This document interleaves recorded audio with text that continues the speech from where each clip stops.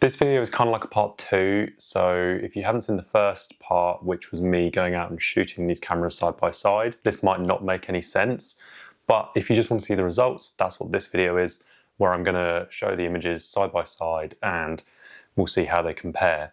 So if you haven't watched the first video, but you have read the title, then you know that this video is comparing the medium format versus 35mm, where I took out the Mamiya RZ67 with the 110mm standard 2.8 lens and shot it side by side with a Nikon FA and a 55mm 2.8, which is the closest equivalent full frame lens you can find for a film camera really. As according to the official Mamiya interchangeable lens brochure, the equivalent field of view for the 110mm lens is a 53mm, which, let's not get pedantic, 55 is going to be my closest effective focal length. This video is going to be a quick run through of some of those images captured in that video, as well as some which I didn't video at the time, so there's some extra images in here if you want to see those side by side, and I'll be putting up the 35mm and the 120 next to each other and we'll go through all that. So without further ado, let's get onto the computer and we will see what those look like. Okay, so we're going to jump onto the computer now and we're going to go through some of the shots that we've got. So these are all the photos that I ended up with sort of to compare against, and we're going to open up these first two and see what they look like close up. On the right here we've got the medium format, and on the left here we've got the 35mm. So I've tried to edit these to be fairly similar in terms of highest, brightest point and darkest point, and tried my best to get the colours to look fairly similar, but we know what that's like. Films were all developed and scanned by the same lab, which is AG Photo Labs, just to keep things as sort of consistent as possible. Let's just first take a look at the depth of field. So in this 35mm image, you can clearly see sort of the outline of the bricks on the building over the road, whereas on the 120 they're a lot more blurred. And the reason for that, all these shots were taken at the same, obviously same ISO, same aperture, and they were shot pretty much one straight after the other. So the only real difference is going to be the amount of compression you get. So if we have a look here, you can see on the medium format that there's a lot more, the fall off from that shallower depth of field is much earlier. Whereas on the 35mm, we've got a lot more detail going back to the ear, and on the medium format, pretty much the ear is completely out of focus by this point. So there's not a massive amount that you can do with that in terms of 35mm versus medium format. Having that longer focal length will naturally give you a shallower depth of field and will also give you more compression due to the longer focal length, which is just something you can't really avoid. Having that longer compression will give you a more out of focus area. See the sort of bokeh in the background through the tree, and that compression basically brings the background slightly further forward. It's kind of squishing the image from back to front, so everything's a little bit flatter. And being able in the 35mm to see this window and seeing how much of that window has been cropped off here is kind of your indication that the compression is kind of bringing that background a bit more forward and sort of flattening it out a bit. So on the left again, 35mm, on the right medium format. Similar sort of thing. So with the compression, you can see that the table looks shorter just because it's bringing it that bit further forward. And this is something, again, you can't really replicate in 35mm unless you were to increase focal length. So by increasing focal length, what you'll be doing is you'll be increasing lens compression, and you'll also be perceptually giving you a shallower depth of field because of that increase in compression. But in order to get an equivalent shot, you would have to move further back. So the convenience of the medium format is you can have the compression and you can have that depth of field while not losing out on field of view essentially. The 35mm, pretty much most of the tray is in focus. So the edge of the tray here is just starting to go out, and the front of the tray is again just starting to go out. So if we then switch over to the medium format, the front of the tray is a lot more blurred out than it is on the 35mm. Your area of sharpness is going to be this bit around here, because I was focusing on sort of the middle of this cup. By the back of it, again, we've lost most of that. We've lost most of the detail in that tray because it's been blown out. If we then go to same thing, fall off is going to be a lot sooner, a lot less detail in the background, but the detail that we do have in the medium format is going to be much greater than it is in the 35mm. So being able to see individual eyelashes pretty much, whereas in the 35mm not really being able to see eyelashes at all. So in this shot we're going to look at sort of colour detail, so the amount of colour information that we've got, because essentially there's more individual grains on the film due to it being a larger surface area. Therefore each individual grain will receive more light, and each individual grain will get a more essentially strong signal as to what colour it will be impacted by. So you basically end up with sort of a smoother colour transition between shades, as well as from light to dark. So it's essentially the same as having a lower resolution digital camera and a higher resolution digital camera.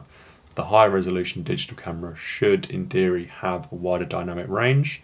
It can see more detail in the lights and the darks, whereas the 35mm with its reduced amount of grain will give you not as much dynamic range. Obviously this will vary a bit from film to film. Considering these are the same films and you're getting the same things, it is surprising how much there is difference in there. So this is an interesting one because this is essentially again taken side by side, and you can see 35mm on the left and 120 on the right. That, where's the sun? You can see that the amount of detail that the 120 has retained in the shadows is much greater, and in this instance I end up with a slightly less contrasty image than I do on the 35, but you can see here that that smoother tonal transition is more noticeable between the area that's in sun and the area that's in shade, whereas it comes off as much more contrasty on the 35mm. And again, I pretty much edited these the same.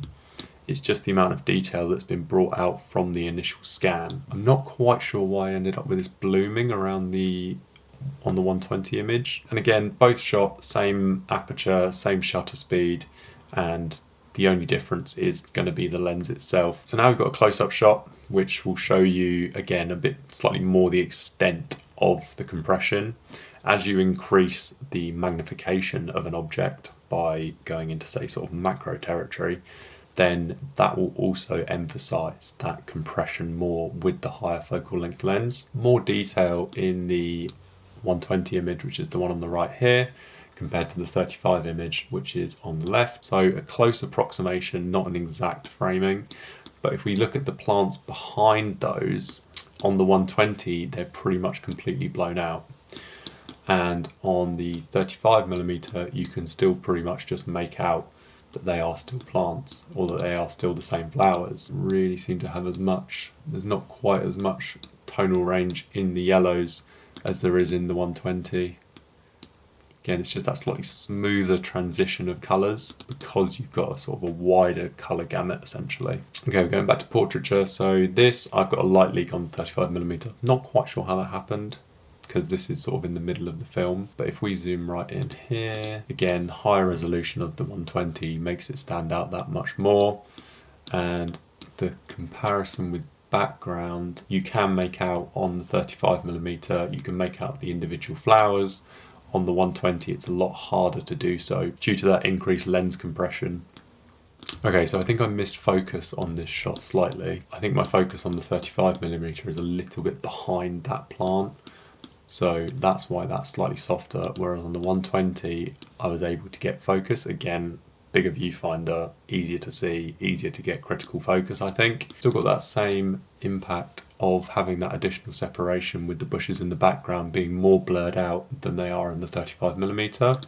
It just makes it stand out that much more and makes it that little bit more punchy, which you don't get with the 35. Okay, so this is going to be Ellie on the beach. She's going to hate me for showing these shots, but comparison between the two, let's go down to the ground down here. So 35mm on the left, 120 on the right. Due to that shallower depth of field with the increased focal length, You've got a narrower depth of field on here, which again makes the subject stand out that much more from the background. Not to say that this is not blurred out, because it is, but it's not as blurred out. You've still got detail, a bit of detail down here in the waves, sort of flapping on the beach, which you don't have as much on the 120. That colour detail, you've got a wider range of colours, and you've got more tones in there than you do in the 35mm. Just because, again, more grains means more variety in colours and more distinction between different grains of film in terms of what colour they will sort of lean towards. So last shot's a bit of a boring one, gives you that kind of comparison more in terms of detail and things like that. So between the two signs, you can make out, say, the little hairline cracks on the signage itself, and on the 35mm that's pretty much completely lost. In a couple of areas you can kind of see it, but not anywhere near as clearly as you can with the 120. So if I wanted to, say, crop into this image, I could do so more easily, or print it larger and still be able to retain more detail. Obviously it's not all positives going over to medium format from 35mm. So the medium format cameras will generally be larger, heavier, and sort of just generally less portable, photographing, say, day-to-day life. That's just not practical with a medium format camera. It will make your shooting slightly slower because you need to be slightly more critical with that reduced depth of field. And often they'll have less automation. So the Nikon FA that I did this test with, the FA has program mode, shutter priority, aperture priority, and then full manual. Whereas the Mamiya, that just pretty much it does give me aperture priority, doesn't give me full program, and it's more sort of hands-on in terms of doing that. So if you're more into sort of travel photography or general sort of lifestyle photography, the 35mm allows you to be slightly more fast-paced with your photography, whereas the medium format can be a bit of a hindrance, especially when doing sort of day-to-day shooting. The other thing that's going to be a big difference is going to be cost. So think that the medium format cameras were sort of very high-end cameras in their day.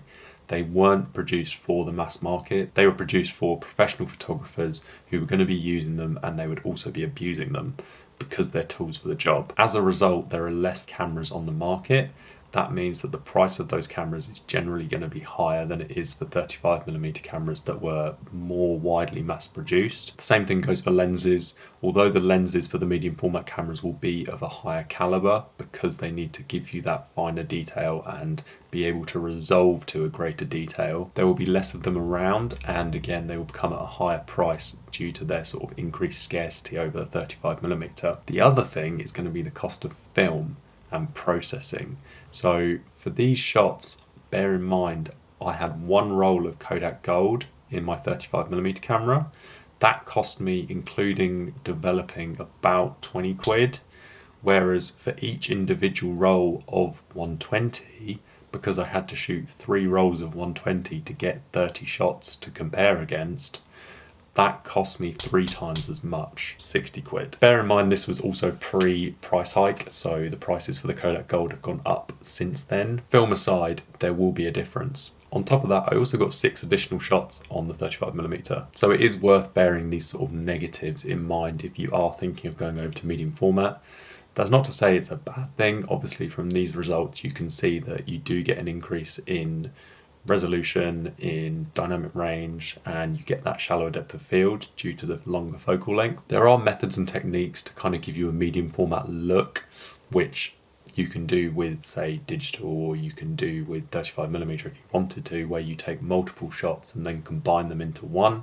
That will give you a similar sort of effect, but it's going to be a lot more work and will probably be much more time consuming than just shooting it in medium format to begin with. The other option, of course, would be using a longer focal length lens on a 35mm camera. Bear in mind you'd have to be further away in order to get a similar field of view, but that would be one way to sort of get around it. But whenever people say it's just the size of the negative that makes the difference, it's not. There are more things that come into play. As I've kept saying, the lens compression does play a big impact in that depth of field, and also sort of the subject separation, which is kind of what people idolise as the medium format look. I'd probably say now that unless you're drum scanning medium format, that some of the higher end either digital mirrorless cameras or some of the high resolution full frame cameras will probably still outperform the medium format. You're still then looking at the limitations of things like subject separation and bokeh, which you get with the medium format. So again, there's no perfect answer, there's just a kind of, you can maybe do it. So yeah, this has just been a little test of mine that I've been running for the last probably 6 or 8 months, maybe a little bit longer, whenever I've remembered to do it. So let me know what you think. If you've got any thoughts and if you think I've missed anything, then please put those down in the comments. If you like this video, then please feel free to like it. If you really like this video, then you are more than welcome to subscribe. That would be great. And yeah, thank you very much for watching, and I will see you in the next video.